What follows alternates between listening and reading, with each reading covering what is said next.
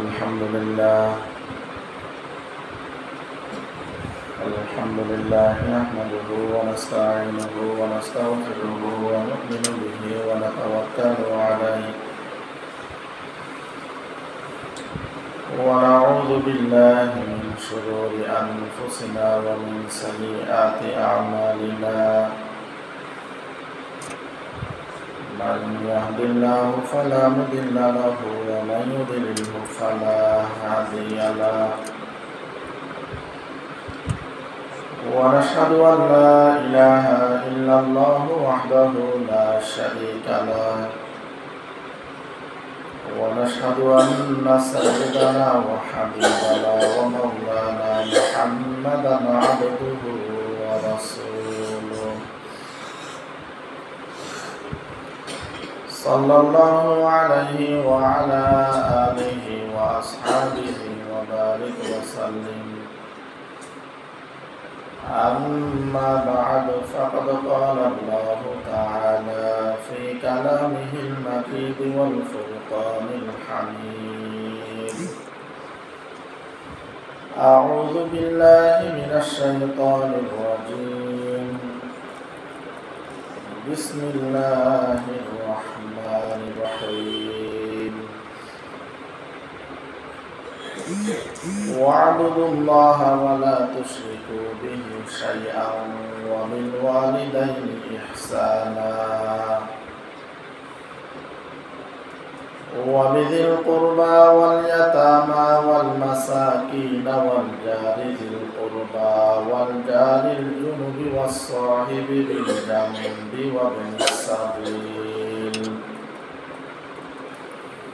وما ملكت أيمانكم إن الله لا يحب من كان مختالا فخورا. قال النبي صلى الله عليه وسلم: الدنيا خلقت لكم وأنتم خلقتم للآخرة، أو كما قال النبي عليه الصلاة والسلام.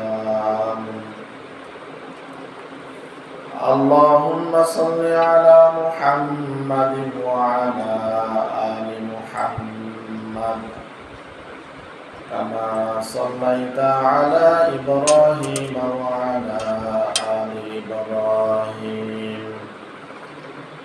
إنك حميد مجيد.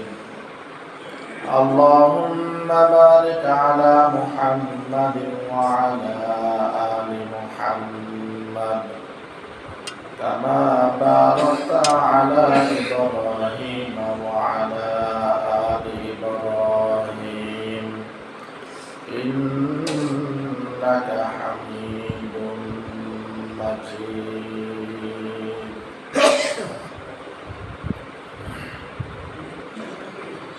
আলহামদুলিল্লাহ, মহান রব্বুল আলামিনের দরবারে অসংখ্য অগণিত শুকরিয়া যে মহান রব্বুল আলামিন আমাদেরকে জামাদাল উলার 12তম তারিখ দ্বিতীয়তম জুমার নামাজ পড়ার উদ্দেশ্যে মসজিদে আসার বসার যার যতটুকু সম্ভব হয়েছে ইবাদত বন্দেগী করার ফল প্রতি জুমার নিয়ে সংক্ষিপ্ত সময়ে কিছু কথা বলার নিয়তে, শোনার নিয়তে আল্লাহ রাব্বুল আলামিন আমাদেরকে একত্রিত হওয়ার তৌফিক দান করেছেন। এই জন্য মহান রব্বুল আলামিনের দরবারে শুকরিয়া আদায় করি, আলহামদুলিল্লাহ।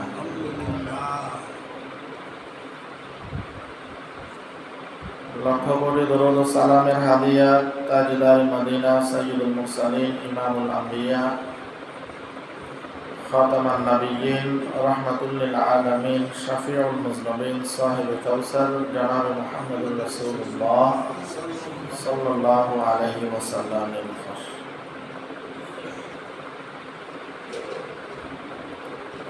গত জুমাতে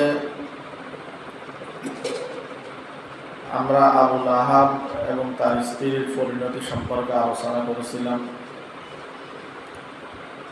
সূরা লাহাব নিয়ে আমরা আলোচনা করছিলাম।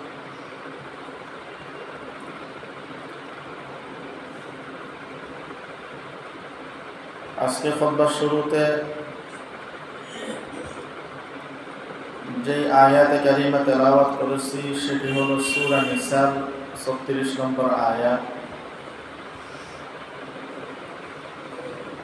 নবীজি সাল্লাল্লাহু আলাইহি ওয়াসাল্লামের অসংখ্য হাদিস শরীফ থেকে একটি হাদিস তেলাওয়াত করেছি। স্বল্প সময়ের মধ্যে আল্লাহ রাব্বুল আলামিন যদি তৌফিক দান করেন কিছু কথা বলার নিয়ত করেছি, ওয়া মা তৌফিক ইল্লা বিল্লাহ। দিন সমূহের মধ্যে ফজিলতপূর্ণ দিন হইল জুমার দিন।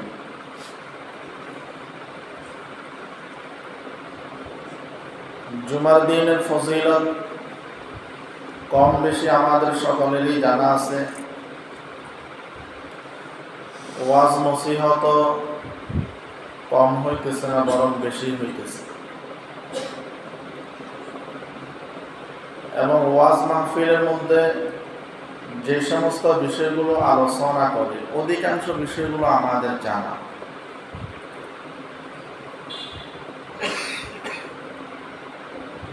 এত কিছু জানার পরেও আমাদের মধ্যে যে জিনিসটা সবচাইতে বেশি অভাব সেটি হইল মানা। আমরা শোনার ক্ষেত্রে সব শুনি, মানার ক্ষেত্রে আমরা মানি না। তো জুমার দিন ফজিলতপূর্ণ দিন হওয়া সত্ত্বেও আমরা এখনো মসজিদে আসতে পারি না।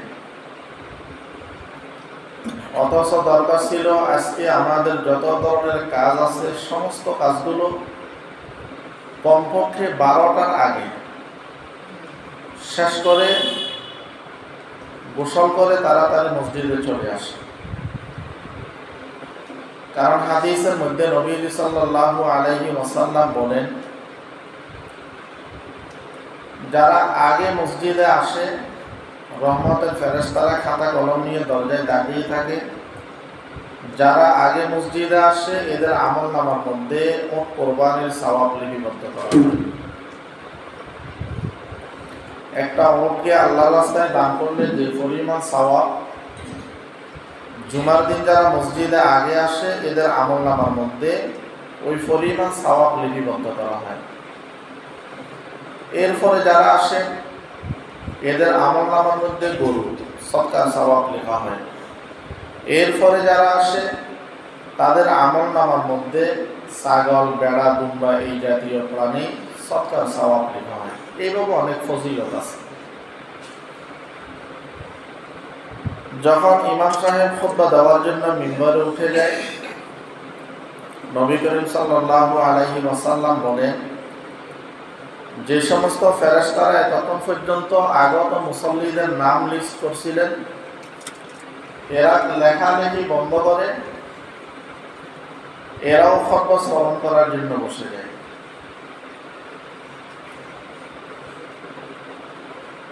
এবং শরীয়তের মাসআলা আছে, কোন একজন ব্যক্তি 4 রাকাত নামাজের জন্য নিয়ত বাঁধে। এখন 4 রাকাত নামাজের প্রথম রাকাত পড়ার পর দেখলেন ইমাম সাহেব খুতবা দেওয়ার জন্য মিম্বরে বসে গেছেন, দাঁড়িয়ে গেছেন। ওই সময় 4 রাকাত নামাজকে 2 রাকাত করে শেষ করে দিতে হবে। এটা হইল শরীয়তের মাসআলা, খুতবার গুরুত্ব। অথচ আমাদের মধ্যে জানার ক্ষেত্রে আমরা ওলামায়ে কেরাম যা জানে তার থেকে আমরা বেশি জানি, কিন্তু মানার ক্ষেত্রে আমাদের মধ্যে সবচাইতে দুর্বলতা। ফজিলতপূর্ণ দিন আমরা মসজিদেও আগে আসি না, মসজিদে আসলেও কোনার মধ্যে বসে বসে কথা বলি, বয়ানও শোনা হয় না, খুতবাও শোনা হয় না, নিজেই তো শুনি না, বরং অন্য যারা শুনে এদের শোনার মধ্যে এদের বলার মধ্যে আরো আমরা কি করি, ডিস্টার্ব করি। এই জন্য ভাই দিন সমূহের মধ্যে ফজিলতপূর্ণ দিনের নাম হইল ইয়াউমুল জুমআ, জুমার দিন। এবং নবীজি সাল্লাল্লাহু আলাইহি ওয়াসাল্লাম বলেছেন, যারা জুমার দিন উত্তমভাবে গোসল করে, উত্তম পোশাক পরিধান করে, মসজিদে এসে যেখানে জায়গা পায় সেখানে বসে, কাহারও গাড়ির উপর ধাক্কা দিয়ে সামনে আসে না, মসজিদে এসে যতটুকু সম্ভব সুন্নত নফল পড়ে, মনোযোগ সহকারে খতিবের খুতবা শুনে নামাজ আদায় করে বের যখন হয়, নবীজি সাল্লাল্লাহু আলাইহি ওয়াসাল্লাম বলেন, এই জুমা থেকে আগামী জুমা পর্যন্ত অথবা এই জুমা থেকে বিগত জুমা পর্যন্ত এক সপ্তাহ আল্লাহ রাব্বুল আলামিন ওই ব্যক্তির সগীরা গুনাহ মাফ করে দেন। এবং নবীজি সাল্লাল্লাহু আলাইহি ওয়াসাল্লাম আরো বলেন, যারা ইচ্ছাকৃতভাবে জুমা ত্যাগ করে, একটা হইল শরীয়তের ওজরের কারণে অসুস্থ ব্যক্তি আসতে পারে না জুমায়, শরীরী ওজর ব্যতীত কোনো ব্যক্তি যদি 3 জুমা ত্যাগ করে, নবীজি সাল্লাল্লাহু আলাইহি ওয়াসাল্লাম বলেন ওই ব্যক্তিকে মুনাফিকদের লিস্টের মধ্যে তার নামটাও লিপিবদ্ধ করা হয়। অন্য হাদিসের মধ্যে নবীজি সাল্লাল্লাহু আলাইহি ওয়াসাল্লাম বলেন ওই ব্যক্তির দিলের মধ্যে মোহর মেরে দেওয়া হয়। এত ফজিলতপূর্ণ দিন হওয়া সত্ত্বেও এখন আমাদের মসজিদ খালি। আমরা খুতবা যখন শুরু করি অনেকে আসে, খুতবা যখন শেষ করি অনেকে আসে, নামাজে দাঁড়িয়ে যাইতেছি, কেরাত শুরু করে দিছি, তখন আমাদের মুসল্লিরা আসে। এটা হইল আমাদের ঈমানের দুর্বলতা, এটা হইল আমাদের ঈমানের দুর্বলতা। আল্লাহ রাব্বুল আলামিন এই ফজিলতপূর্ণ দিনের ফজিলতগুলো আমাদের সবাইকে অর্জন করার তৌফিক দান করুন, আমিন। আমি খুতবার শুরুতে সূরা নিসার 36 নম্বর আয়াত তেলাওয়াত করেছি। আল্লাহ রাব্বুল আলামিন বলেন, ওয়া'বুদুল্লাহ ওয়া লা তুশরিকু বিহি শাইআ। এই আয়াতের মাধ্যমে আল্লাহ রাব্বুল আলামিন কিছু মানুষের হক নিয়ে আলোচনা করবেন। সন্তানের উপর মা বাবার কি হক, মা বাবার উপর সন্তানের কি হক,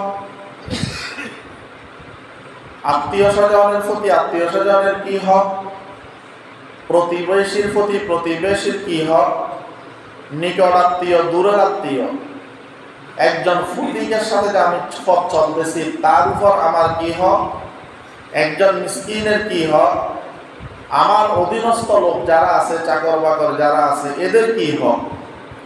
এই হকগুলো আলোচনা করার আগে আল্লাহ রাব্বুল আলামিন সর্বপ্রথম ইবাদত এবং তাওহীদের কথা বলতেছেন। কারণ কি? মুফাসসিরিনে কেরাম বলেন, কারণ হলো যার মধ্যে আল্লাহ রাব্বুল আলামিনের ভয় থাকবে না,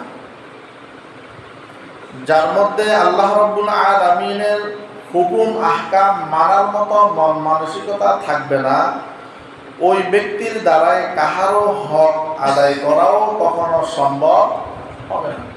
কারণ একজন লোক যদি আল্লাহকে ভয় না করে, একজন লোক যদি ইবাদত বন্দেগী না করে, তো ওই ব্যক্তি কেমনে মা বাবার খেদমত করবে, বা মা বাবার খেদমত না করলে তার কি ক্ষতি হবে, প্রতিবেশীর হক আদায় না করলে তার কি ক্ষতি হবে।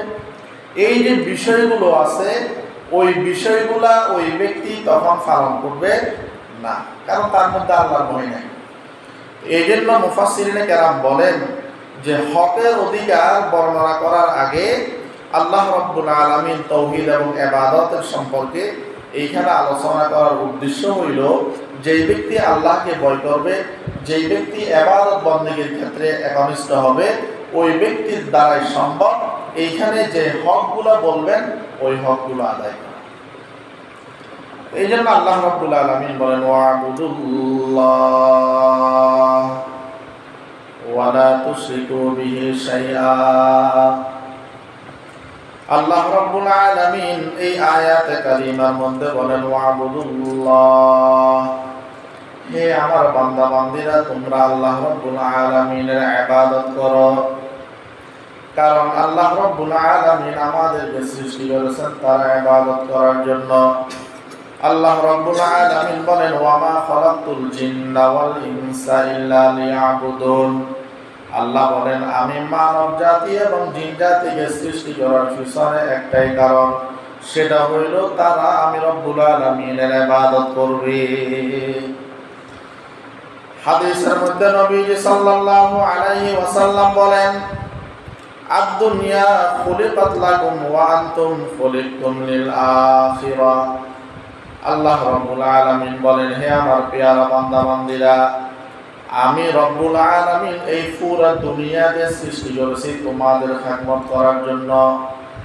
আমি রব্বুল আলামিন আসমান সৃষ্টি করেছি আমার বান্দা বান্দীদের জন্য, জমিন সৃষ্টি করেছি আমার বান্দা বান্দীদের জন্য, চন্দ্র সূর্য সৃষ্টি করেছি আমার বান্দা বান্দীদের জন্য। এইভাবে এই পৃথিবীকে গাছপালা তরুলতা দিয়ে সাজাইছি, তাও আমার বান্দা বান্দীদের খেদমতের জন্য। আর ও আমার বান্দা বান্দীরা, আমি রব্বুল আলামিন তোমাদেরকে বানাইছি আখিরাতের জন্য। আমি রব্বুল আলামিন তোমাদেরকে সৃষ্টি করেছি আখিরাতের জন্য। তো আখিরাত যদি আমাদের পাইতে হয়, আমাদেরকে এই দুনিয়ার মধ্যে আখিরাত কামাই করতে হবে। ক্বালান নবিয়্যু সাল্লাল্লাহু আলাইহি ওয়াসাল্লাম, আদ-দুনিয়া মাযরাআতুল আখিরাহ। আমার আপনার নবী মুহাম্মদুর রাসূলুল্লাহ সাল্লাল্লাহু আলাইহি ওয়াসাল্লাম বলেন, ও আমার উম্মতের নরনারীরা, এই দুনিয়াটা হইল আখিরাত কামাই করার জন্য ক্ষেত। এই ক্ষেতের মধ্যে যে যত বেশি ফসল ফেলবা, কিয়ামতের কঠিন ময়দানে তত বেশি তোমরা কি ফেলবা, এই ফসলের ফল ভোগ করতে পারবা। তো দুনিয়াটা হইল আমাদের খেদমতের জন্য সৃষ্টি করেছেন। ওয়া আনতুম খালাকতুম লিল আখিরাহ, আমাদেরকে বানাইছেন আখিরাতের জন্য। তো আখিরাতের জন্য আমাদেরকে বানাইছেন, অতএব আখিরাতের কাজ আমাদেরকে দুনিয়ায় করা লাগবে। সেটা হইল এই দুনিয়াকে বলেছেন আদ-দুনিয়া মাজরাআতুল আখিরাহ। দুনিয়া হইল আখিরাত কামাই করার কি বাগান, মাজরা বলেছেন, বাগান বলেছেন। এই বাগানের মধ্যে আমরা নামাজের বীজ রোপণ করতে হবে। এই বাগানের মধ্যে মা বাবার খেদমতের বীজ রোপণ করতে হবে। এই বাগানের মধ্যে দান সদকার বীজ রোপণ করতে হবে। এই বাগানের মধ্যে রাসূলুল্লাহ সাল্লাল্লাহু আলাইহি ওয়াসাল্লামের সুন্নতের বীজ রোপণ করতে হবে। এই বাগানের মধ্যে আল্লাহর দ্বীনকে আল্লাহর জমিনে প্রতিষ্ঠিত করার জন্য কি করতে হবে, বীজ রোপণ করতে হবে। এইভাবে যত ধরনের আমল আছে, সমস্ত আমলগুলোর বীজ এই দুনিয়ার মধ্যে যখন আমরা রোপণ করব, তো আখিরাতে এই বীজগুলা থেকে যে ফল আসবে, ওই ফল আমরা অবশ্যই কি করতে পারবো, ভোগ করতে পারবো। এই জন্য আল্লাহ রাব্বুল আলামিন বলেন, ওয়া'বুদুল্লাহ, হে আমার বান্দা বান্দীরা, তোমরা কি করো, আমি রব্বুল আলামিনের ইবাদত করো। কারণ আমি তোমাদেরকে সৃষ্টি করেছি আমার ইবাদত করার জন্য। অন্য আয়াতের মধ্যে আল্লাহ রাব্বুল আলামিন বলেন, আল্লাযী খালাকাল মাউতা ওয়াল হায়াতা লিয়াবলুয়াকুম আইয়ুকুম আহসানু আমালা। ও আমার বান্দা বান্দীরা, আমি মৃত্যুকে সৃষ্টি করেছি, জীবনকে সৃষ্টি করেছি। এই সৃষ্টি করার পিছনে কারণ হইল আমি দেখতে চাই আমার বান্দা বান্দীদের মধ্যে কে উত্তম আমল করে। আল্লাহ রাব্বুল আলামিন হায়াত এবং মৃত্যুকে সৃষ্টি করেছেন কি জন্য, যে আমার বান্দা বান্দীরা এই দুনিয়ার মধ্যে কে সবচাইতে বেশি আমল করে, সবচাইতে সুন্দর আমল করে। বেশি আমল না, সবচাইতে সুন্দর আমলের কথা বলেছেন। তো আমরা এই দুনিয়ার মধ্যে যদি আমল করি, তো পরকালে এই আমলের ফলাফলগুলো আমরা পাবো। আর এই দুনিয়ার মধ্যে যদি আমরা আমল না করি, পরকালে আমাদের জন্য কিছুই থাকবে না।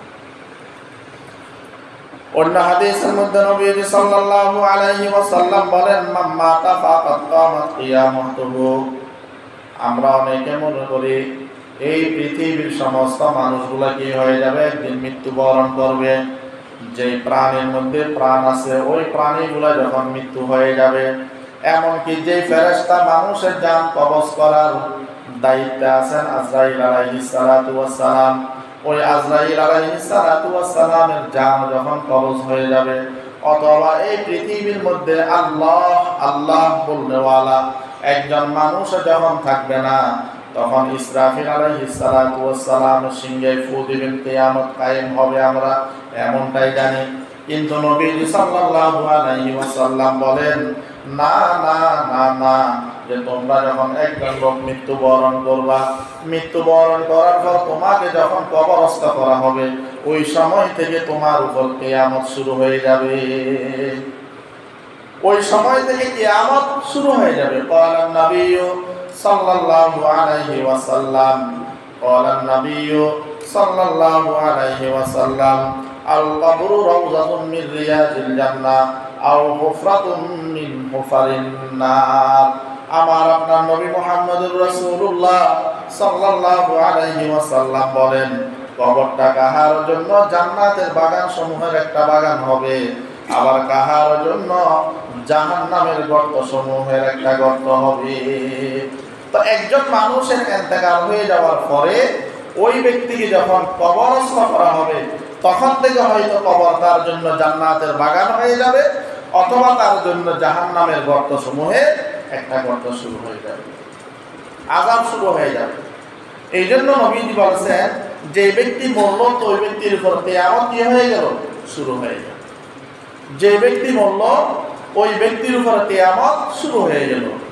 এই জন্য আল্লাহ রাব্বুল আলামিন বলেন, ওয়াবুদুল্লাহ, আমার বান্দা বান্দীরা তোমরা আমি রব্বুল আলামিনের ইবাদত করো, ওয়ালা তুশরিকু বিহি শাইআ, ইবাদত করবা, ভালো কথা খবরদার, ইবাদত করার ক্ষেত্রে আমি রব্বুল আলামিনের সাথে কাউকে অংশীদার বানাইবা না। ইবাদত করবা ঠিক আছে, কিন্তু ইবাদত করার ক্ষেত্রে আমি রব্বুল আলামিনের সাথে অন্যকে শরীক করিও না। শিরিক বিষয়ে গত কয়েক জুমা পূর্ব আলোচনা করেছি যে শিরিক মারাত্মক গুনাহ। আল্লাহ রাব্বুল আলামিন বলেন, বান্দা আমি তোমার সমস্ত গুনাহ মাফ করলেও শিরিক গুনাহ মাফ করব না। অন্য আয়াতের মধ্যে বলেন, আমার যে সমস্ত বান্দা বান্দীরা শিরিক করবে, আল্লাহ রাব্বুল আলামিন এদের জন্য জান্নাতকে হারাম করে রেখেছেন। এইভাবে শিরিকের অনেক ভয়াবহতা আছে, এই বিষয়ের উপর আমার আলাদা আলোচনা আছে, সেদিকে আমি না যাই। তো আমরা ইবাদত করব শিরিক মুক্ত ইবাদত, আমরা আল্লাহর ইবাদত করব। ইবাদতের ক্ষেত্রে আমরা ইবাদত কাউকে দেখানোর জন্য নয়, কারো থেকে বিনিময় পাওয়ার জন্য নয়, দেখাবো তো একমাত্র আল্লাহকে, সন্তুষ্টি করবো তো একমাত্র আল্লাহকে, বিনিময় চাইব তো একমাত্র কার কাছে, আল্লাহর কাছে। আল্লাহ তাআলা আমাদের সবাইকে তৌফিক দান করুক। তাহলে আল্লাহর ভয় যখন আমাদের অন্তরে আসবে, আল্লাহর ইবাদত বন্দেগী যখন আমরা নিয়মিত করব, নামাজ পড়ব, রোজা রাখব, শরীয়তের বিধিবিধান পালন করব, তখনই আমার পক্ষে আমার মা বাবার হকগুলো আদায় করা সহজ হয়ে যাবে। এই জন্য আল্লাহ তাআলা এই হকগুলো আলোচনা করার আগে আল্লাহ রাব্বুল আলামিন তাওহীদ এবং ইবাদতের কথাটা বলেছেন।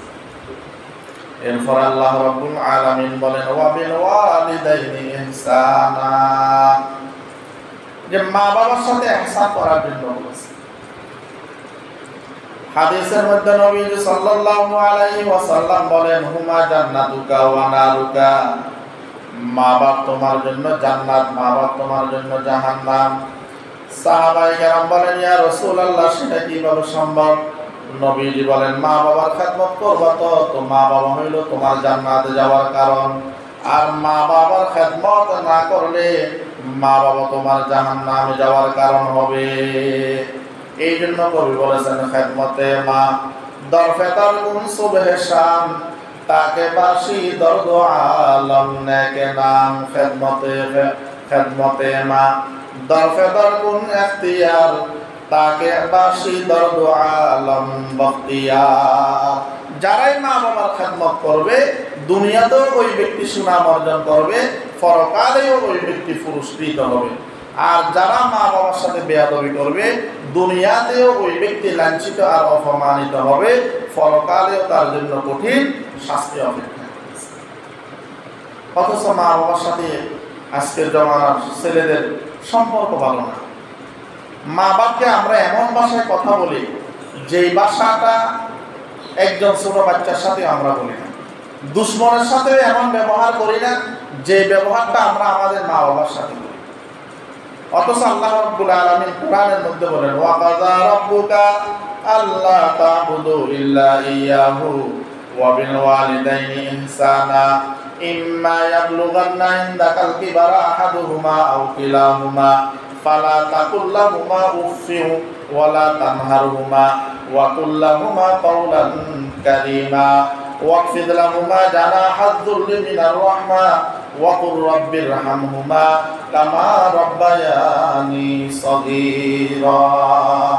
এই আয়াতের মধ্যেও আল্লাহ রাব্বুল আলামিন আমাদেরকে জানিয়ে দিয়েছেন যে মা বাবার সাথে কখনো তোমরা ধমক দিয়ে এমন আচরণ দিয়ে কথা বলিও না যে আচরণের কারণে মা কষ্ট পায়, উফ বলে। এদের সামনে তোমরা তোমাদের একেবারে সবকিছু বিলীন করে দাও, এদের সামনে নম্র ভদ্রভাবে বসো, এদের সাথে সহজ ভাষায় কথা বলো এবং এদের তোমরা খেদমত করো। এদের জন্য আল্লাহ রাব্বুল আলামিনের দোয়া, আল্লাহর দরবারে দোয়া করো, রব্বিরহামহুমা কামা রাব্বায়ানি সগীরা। অথচ বর্তমান সমাজের আমাদের সন্তানরা মা বাবার সহিত দুর্ব্যবহার করে, সামান্য বিষয়গুলো নিয়ে দুর্ব্যবহার করে। হয়তো কোথাও যাইতেছে, টাকা চাইছে, টাকা দেয় না, সেটার জন্য দুর্ব্যবহার করে। রাত জেগে মোবাইল নিতেছে, মা বকা দিছে, সেটার জন্য মার সাথে দুর্ব্যবহার করে। এই যে কয়েকদিন পূর্বের ঘটনা, ছোট্ট একটা বিষয়, কিছু টাকা এবং তার প্রেম সম্পর্কিত একটা কারণে নিজের মাকে হত্যা করে ডিপ ফ্রিজের মধ্যে ফালাই গেছে এবং কুঠাল দিয়ে কি করছে, ঘরের মধ্যে আলমারি ছিল, আলমারির মধ্যে কুঠাল দিয়ে আঘাত করছে। ঘরের মধ্যে যে সমস্ত জিনিসগুলো ছিল সেগুলো বিভিন্ন দিকে ছিটাছিটি করে রাখছে এবং মাকে তালাশ করতেছে, সাংবাদিকের সামনে ব্রিফ করতেছে, কান্না করতেছে, আমার মাকে পাচ্ছি না, আমার মাকে ডাকাতরা কি করছে আল্লাহ জানে, আমি এটা তদন্ত চাই, বিচার চাই, এই সে অনেক কিছু। কিন্তু পরবর্তী সময়ে যখন জায়গা মতো ধরা খাইছে, এরপর বলতে বাধ্য হয়েছে মাকে কে হত্যা করছে। দেখেন, যেই মা সন্তানকে 10 মাস 10 দিন পর্যন্ত গর্ভে ধারণ করেছে, কিতাবের মধ্যে আছে একজন মা তার সন্তানকে প্রসব করতে যেই কষ্ট অনুভব হয়, গর্ভকালীন সময়ে মায়েরা যে কষ্ট অনুভব করে, এই কষ্টগুলো যদি কোনো মায়ের স্মরণ থাকতো তো দ্বিতীয়বার সন্তান নেওয়ার জন্য কোনো মা চাইতেন। এই জন্য কবি বলেছেন যে সন্তানকে নিয়ে মা অনেকগুলা কষ্ট করে, কিন্তু যখন সন্তান ভূমিষ্ঠ হয়, ভূমিষ্ঠ হওয়ার পরে মা যখন সন্তানের চেহারাটা দেখে তো তার অতীতের সমস্ত কষ্টগুলো দূর হয়ে গেছে। অথচ এই মায়ের সাথে আমাদের সম্পর্ক ভালো নাই। এই জন্য রাসূলুল্লাহ সাল্লাল্লাহু আলাইহি ওয়াসাল্লাম বলেন, মা বাপ হইল তোমার জান্নাতে যাওয়ার কারণ, আর মা বাপ হইল তোমার জাহান্নামে যাওয়ার কারণ।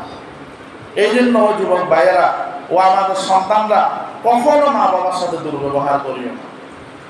মা বাবা কখনো সন্তানের খারাপ চাই না, মা বাবা সবসময় সন্তানের মঙ্গল চাই।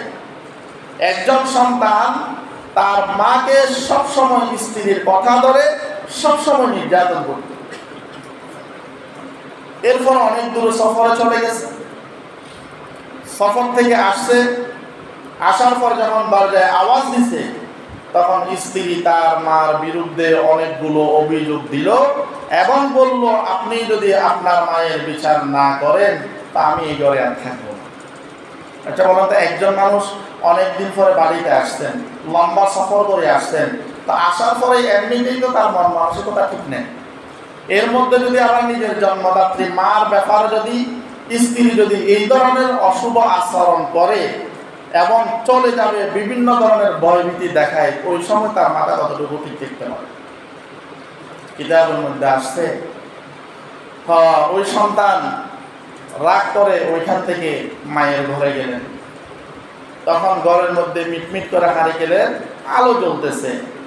ওই সন্তান কি করছেন, ঘরে ঢুকছেন। যখন ঘরে ঢুকছেন তখন মা এতটুকু বলতেছেন, রব্বুল আলামিন আমার সন্তান কোথায় আছে জানি না, আমার সন্তানকে তুমি নিরাপদে আমার কাছে আবার ফেরত দিও।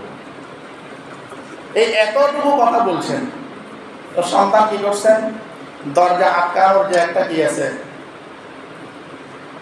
দরজা যে আটকা যে কতগুলা লাঠি আছে, কাঠ আছে, ওই কাঠটা নিয়ে মায়ের মাথার মধ্যে আঘাত করলেন।